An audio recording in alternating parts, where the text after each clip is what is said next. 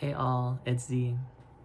I generally make my videos for all, and this one is for all, yet I wanted to share about being queer and neurodivergent and gender fluid and trans in 2026 and my experience with that. What I want to start with too, like it's going to be me, so I have to do this just the way that it's going to flow for me.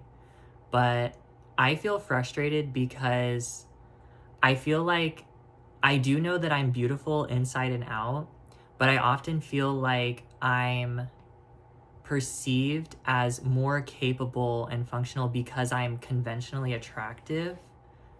And I'm here to say that yes, I love me. I've done a lot of healing to know that I'm capable of doing anything that it is that I want to do in life. But I also know that me being in a place in which I am unable to be me and help others in a way that feels in alignment, it feels almost impossible. I have tried, and it genuinely has harmed me. I feel like I have trauma from working as an autistic neurodivergent being. And now that I am transitioning to be feminine and still exploring my gender identity, honestly, it feels even more distant that I get to be in an environment where I'm having to perform as someone or doing something that doesn't feel in alignment with me. And I wanted to start with that because it's genuinely really tough for me. And I know that it's like, I feel like when people like see someone who's pretty or beautiful, they're like, oh, they could have the whole entire world if they wanted to. And like, I get that. Like, I feel like I experience anxiety, and I feel like I have those downloads come into me sometimes. And I have to like, it hurts because like I'll hear it and I'll be like, oh, like I have to like I have to transmute it and alchemize it. And if it was that simple, I would, trust me, I would. And I feel like what it is too is that I do experience emotions and empathy. And so, almost so much so that it feels like a heaviness over me. And I recognize that I am privileged in many ways, being a white Caucasian in the United States. I recognize that I'm not physically disabled. There's nothing about my body that is physically disabled aside from experiencing celiac, which is an autoimmune condition. That's a physical ailment, I suppose. But other than that, I'm very healthy. I can go on a bike ride or run right now. But my mind, it functions a lot differently than most human beings. I wouldn't say most. I would just say like than someone who is neurotypical and they go to a full-time job and they have many friendships in their life and maybe they don't experience anxiety as often. And I'm so happy for those individuals. And it's interesting because I know that I don't experience life in a way that is typical. I'm also very grateful that I get to experience life in this multidimensional way. And I'm seeing more beings talking online about how being neurodivergent is a form of multidimensional consciousness, is how I'll phrase it. And so that's also very healing to see.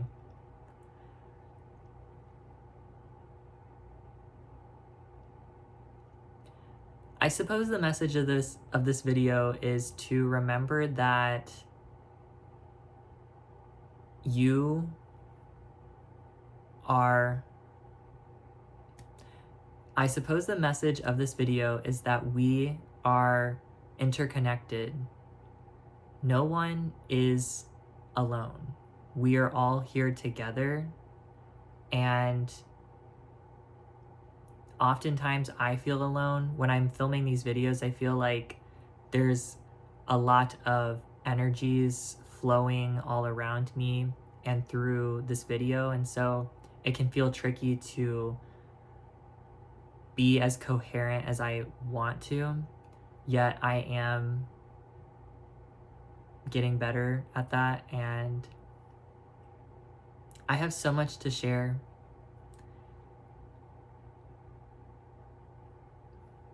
I just want to have my life essentials met. Like, I want to have food. I want to be able to choose where I live at too. I feel like that's something that many of us feel like we don't really have a choice. Like, not that we don't have a choice, but that we don't have as much of a say as we feel like we deserve to in where we live. And because it's like our environment and how we go about our day to day.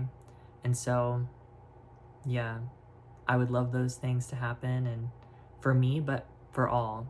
And it's tricky because I often place myself in the position of wanting everyone to have access to this, and then for me, I'm like, okay, I will when everyone else does. And I know that we all deserve it, and it's happening. It's just a matter of how all is unfolding, but by being intentional, we know all is unfolding as it is meant to, and there are ways to help and support me as an individual and as a community, because I do a lot of community bridging and building with Atlas Island, and I offer healing services as well, which you can find at beacons.ai/ZAtlasMorphoenix. And I have many services there that I authentically, genuinely do, and I have the downloads and wisdom come through. And I really genuinely want to help our world to heal. And so, yeah, I feel that this message is complete here. Happy Leo season with the turquoise ray frequency, which I'm really excited to share more of the ray frequencies and also what I call ray astrology, because I feel that it's so cool, you know? Like, the ray frequencies align with the 12 astrological signs as well. And I have been channeling the ray frequencies back at the beginning of 2025. And it's so awesome to see how it's evolved. And I'm writing a book as well. I'm writing many things, but I am also writing on Substack as well. And yeah, I'm also on Instagram and social medias at ZAtlasMorphoenix. And if you want to connect there, feel free to follow me. And yeah,